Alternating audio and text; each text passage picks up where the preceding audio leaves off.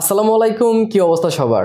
This is Infinix note 30। Note সিরিজের বাকি সবগুলো ফোনের মতো এইটাও মিড রেঞ্জের একটা ফোন। এটা বাংলাদেশে লঞ্চ হয়েছে 18,999 টাকায় অ্যান্ড এই প্রাইসে বেশ কিছু ভালো জিনিস এইটাতে কিন্তু তারা প্যাক করেছে। একটা ফুল এইচডি প্লাস রেজলিউশনের ডিসপ্লে পাচ্ছেন, 64 মেগাপিক্সেলের ক্যামেরা পাচ্ছেন অ্যান্ড 45 ওয়াটের ফাস্ট চার্জিং পেয়ে যাচ্ছেন। আর তার সাথে এখানে কিন্তু JBL এর সাউন্ডও দেওয়া হয়েছে, স্টোরিও স্পিকার দেওয়া হয়েছে এই বাজেটে। অনেক কিছু ভালো জিনিসের সাথে কিছু খারাপ জিনিসও কিন্তু আমি খুঁজে পেয়েছি, সেইগুলো নিয়ে আলোচনা করব আজকের ভিডিওতে। তো হ্যালো গাইস, কেমন আছেন সবাই? আমি রবিন, আপনারা দেখছেন মোবাইল বাড়ি। তো চলুন শুরু করা যাক। সো ফোনটা হাতে নিয়ে প্রথমেই আপনাদের চোখ যাবে এটার ডিজাইনে, অ্যান্ড ডিজাইনটা কিন্তু অনেক সিম্পল করা হয়েছে, একদম বক্সি শেপ, একদম ফ্ল্যাট করা হয়েছে সবগুলো সাইড, অ্যান্ড দেখতে অনেকটা প্রিমিয়াম লাগছে বিকজ অফ সাইডগুলো কিন্তু গ্লসি করা আছে। একদম গ্লাস ফিল দিলেও ব্যাক সাইডের যে প্যানেলটা আছে সেটা কিন্তু প্লাস্টিকের, ইভেন ফুল বডিও কিন্তু প্লাস্টিকের। বাট তারপরেও ফোনটা কিন্তু মোটামুটি ভারী মনে হচ্ছিল হাতে। ওয়েট ডিস্ট্রিবিউশন আমার মনে হয় না এতটা ভালো, আর এটা ভারী হওয়ার আরেকটা রিজন হতে পারে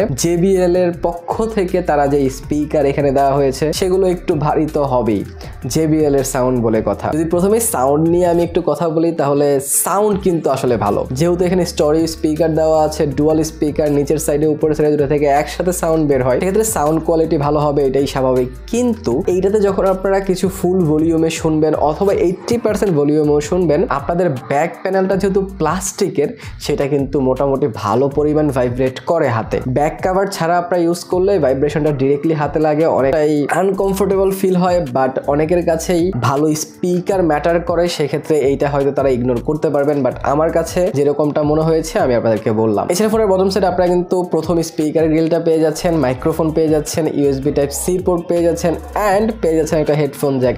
হেডফোন জ্যাক অনেক ইম্পর্টেন্ট। রাইট সাইডে আপনারা volume rocker and power button পেয়ে যাচ্ছেন, আর পাওয়ার বাটনে কিন্তু ইন্টিগ্রেট করে দেওয়া হয়েছে ফিঙ্গারপ্রিন্ট সেন্সর। আর ফিঙ্গারপ্রিন্ট সেন্সরের স্পিডটা কিন্তু মোটামুটি ভালো ফাস্ট ছিল, আমি যতবারই দিচ্ছিলাম আনলক করে দিচ্ছিল, অ্যাকুরেটও অনেক। সো ফিঙ্গারপ্রিন্ট নিয়ে আপনাদের প্রবলেম হবে না। লেফট সাইডে আপনারা একটা কমপ্লিট সিম ট্রে পাচ্ছেন, যদিও এই সিম ট্রেটা ছোট, বাট এইখানে দুইটা সিম কার্ডের পাশাপাশি আপনারা মেমোরি কার্ড ইউজ করতে পারবেন। দুই সাইডেই কিন্তু তারা অপশন দিয়েছে জিনিসগুলো লাগানোর। সো এইটা ভালো করেছে যে এরকম ছোট জায়গায়ও তারা তিনটা জিনিস ইউজ করার অপশন দিয়েছে। বাট হতাশ হবেন আপনারা উপরের দিকে দেখলে, কারণ উপরের দিকে ডেফিনেটলি একটা স্পিকার পেয়ে যাচ্ছেন, সেটার তো ফুটা রয়েছে। তার সাথে হচ্ছে JBL এর সাউন্ডও প্রডিউস করবে, সেটাও এখানে লেখা আছে, কারণ JBL এর টাকা দিছে, সো সব জায়গায় JBL দিয়ে ভরে ফেলতে হবে, এইটাই স্বাভাবিক। বাট এইখানে কোনো সেকেন্ডারি নয়েজ ক্যান্সেলেশন মাইক দেওয়া হয় নাই।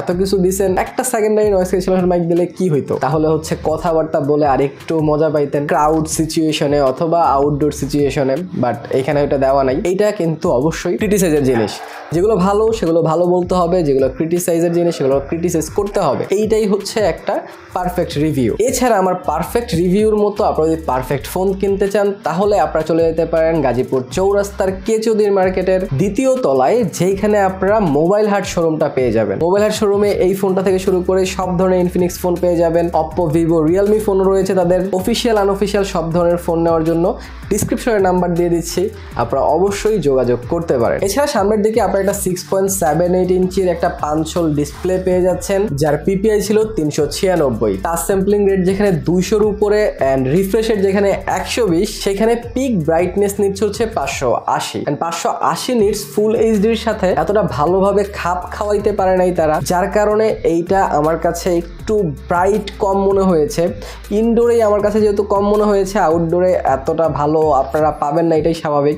সো ডিসপ্লেতে লিটল বিট তারা আরেকটু নজর দিতে পারতো, তাহলে অবশ্যই একটা ভালো ডিসপ্লে আমি বলতে পারতাম। But still full HD display, 120 hertz refresh rate, সব কিছু মিলে একটা পারফেক্ট কম্বোই আপনাদেরকে দিচ্ছে। তার সাথে পাঞ্চল ডিসপ্লের কারণে ফুল ভিউর একটা এক্সপিরিয়েন্স কিন্তু আপনারা পাবেন। এছাড়া ডিসপ্লে কালার অ্যাকুরেসি ভালো ছিল, অ্যাঙ্গেল ভিউ ভালো ছিল। আমি বেশ কিছুক্ষণ ইউটিউব দেখেছি, বেশ কিছুক্ষণ কন্টেন্ট ওয়াচ করেছি, ভিডিও দেখেছি, সেইটা কিন্তু ভালোই লাগছিল অ্যান্ড আপনাদের কাছেও ভালোই লাগবে। এছাড়া যদি ক্যামেরা নিয়ে কথা বলি তাহলে আপনারা পিছনে 3টা ক্যামেরা পেয়ে যাচ্ছেন। একটা হচ্ছে 64 মেগাপিক্সেল মেন সেন্সর, তার সাথে আরো 2টা ক্যামেরা সেখানে দিয়েছে। কিন্তু বিশ্বাস করেন ভাই, আমি এইখানে ম্যাক্রো ক্যামেরাও খুঁজে পাই নাই অপশনের মধ্যে, হয়তো আছে কিনা বা অটোমেটিক্যালি সুইচ করা যায় কিনা সেই অপশনও আমি খুঁজে পাই নাই। তার সাথে আমি এটাতে ওয়াইড অ্যাঙ্গেল লেন্সও কিন্তু পাই নাই। এই বাজেটে 3টা ক্যামেরা দেওয়ার পরেও যদি ওয়াইড অ্যাঙ্গেল লেন্স না থাকে বা ম্যাক্রো লেন্স না থাকে সেটা অবশ্যই দুঃখজনক। যাই হোক, আমরা যদি মেন সেন্সর নিয়ে কথা বলি তাহলে মেন সেন্সর এখানে ভালো ছবি দিচ্ছিল, সেটাতে আমি দ্বিমত পোষণ করব না। আউটডোরের ছবিগুলো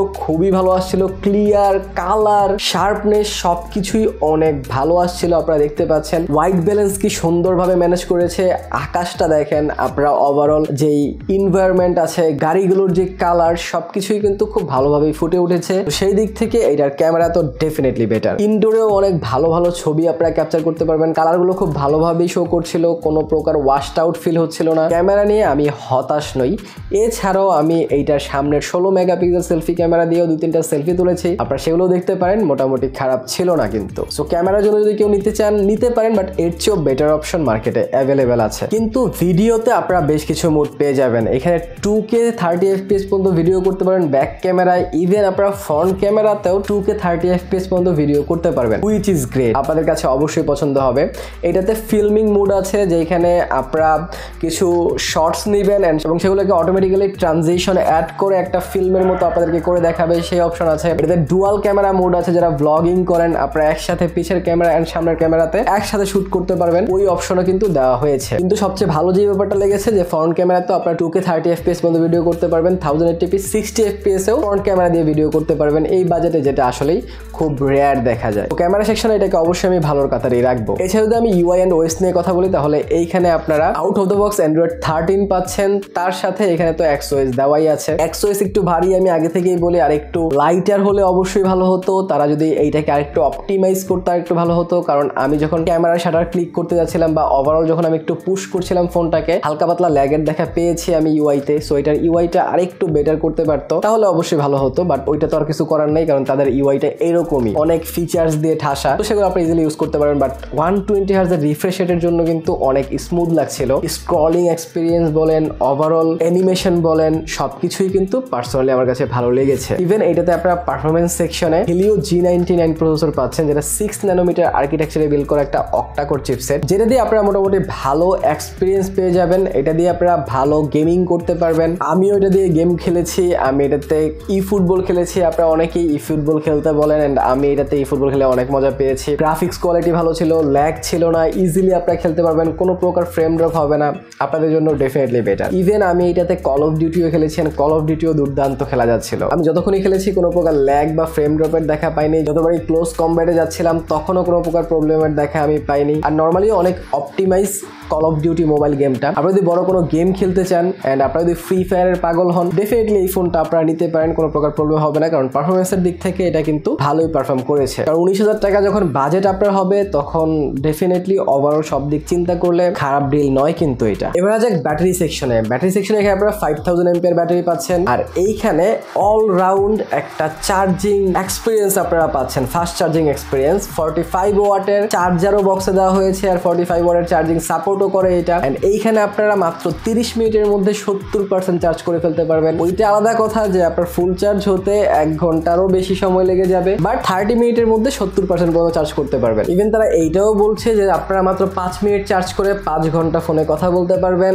আপনারা চার্জে লাগায়া গেম খেলতে পারবেন, তাতেও নাকি তাদের ফোনটা হিট হবে না। তাদের কুলিং সিস্টেমও নাকি অনেক ভালো, সেটা তো ডিরেক্টলি অনেকক্ষণ খেলে এক্সপিরিয়েন্স করলেই বোঝা যাবে। বাট আমি যতক্ষণ গেম টেম খেলেছি আসলে এটা হিট হচ্ছিল না। সো কিছুটা তো সততা তাদের কথার মধ্যে আছে বলেই মনে হচ্ছে। সো এছাড়া এট দ্য এন্ড আমি যদি এটার ভালো খারাপ কিছু দিক নিয়ে আলোচনা করি, তাহলে ভালো দিক ডেফিনেটলি সাউন্ড কোয়ালিটি এটার ভালো ছিল, এটার ক্যামেরা কোয়ালিটি ইমপ্রেসিভ ছিল, এটার পারফরমেন্স সেকশন ইমপ্রেসিভ ছিল। বাট খারাপ দিক বলতে গেলে সাউন্ড যখন হয় পিছনে ভাইব্রেট হয়, সেটা আমার কাছে ভালো লাগে নাই। 3টা লেন্স দেওয়ার পরেও এখানে কাজের কোনো লেন্স নাই, সেইটা আমার কাছে ভালো লাগে নাই। ইভেন ডিসপ্লেটা আরেকটু ব্রাইট হতে পারতো, সেইটা হলেও আমি খুশি হতাম। তো আই হোপ আপনাদের কাছেও এগুলোই মনে হয়েছে। এন্ড আপনাদের বাজেট যদি 19,000 টাকা হয়, তাহলে আপনারা এই ফোনটা দেখতে পারেন। ইভেন এটার আশেপাশে কিন্তু Realme C55ও রয়েছে, সেইটাও আপনারা দেখতে পারেন, ভালো চয়েস। এন্ড এই বাজেটেই কিন্তু Xiaomi Note 12ও রয়েছে। সো ওভারঅল সব দিক বিবেচনা করলে এইটা অবশ্যই একটা ভালো কাতারে থাকবে। ইভেন আমি 55 এর সাথে একটা কম্প্যারিজন নিয়ে আসবো, সেইটা কিন্তু দেখতে মিস করেন না ভাই, সেটা অনেক ভালো একটা কম্প্যারিজন হবে। সাবস্ক্রাইব এখনই করেন। এছাড়াও আমি কিন্তু Realme N53ও একটা ফুল রিভিউ করেছি, সেইটা দেখতে চাইলে এইখানে ক্লিক করে দেখে নিতে পারেন। ভালো থেকে সুস্থ থাকেন। ভিডিওটা ভালো লাগে লাইক, কমেন্ট, শেয়ার, সাবস্ক্রাইব করে দিন। দেখা হবে পরে ভিডিওতে। টিল দেন, আল্লাহ হাফেজ।